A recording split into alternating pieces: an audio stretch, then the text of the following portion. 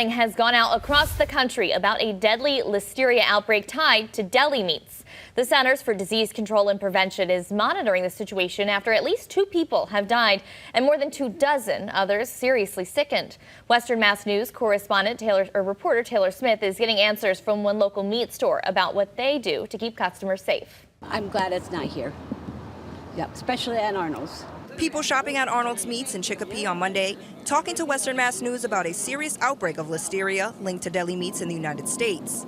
Heading into this week, the Centers for Disease Control and Prevention reports 2 people have died in New Jersey and Illinois. Meanwhile, 28 others in 12 different states have become sick, including 2 in the Bay State. We spoke with Arnold's owner, Larry Katz, about how listeria can spread.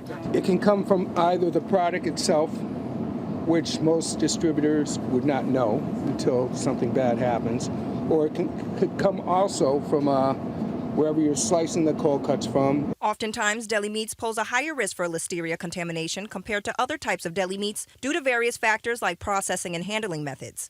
Katz tells us what precautions are taken in his store. After every piece of meat that gets sliced, totally clean the machine, start over again. The other thing that we do is every night when we're done for the day, that whole room, our whole deli room, is clean totally.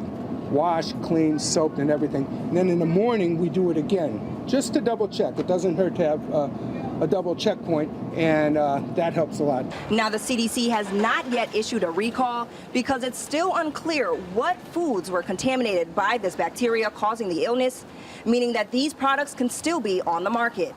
Katz says luckily for them, they've never had an outbreak at their store due to their pristine hygiene practices and federal regulations they must abide by.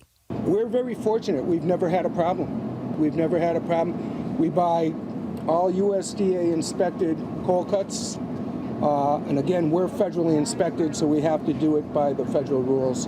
And so don't the companies that we buy the cold cuts from. So we've never had a problem. How deli meats are stored is also important. You have to keep the cold cuts under refrigeration.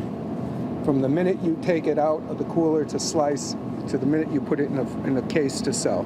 Definitely has to be refrigerated. Now, the CDC says consumers, especially those at higher risk, should avoid eating deli meat unless it is reheated to a steaming hot temperature at home in order to reduce the risk of infection.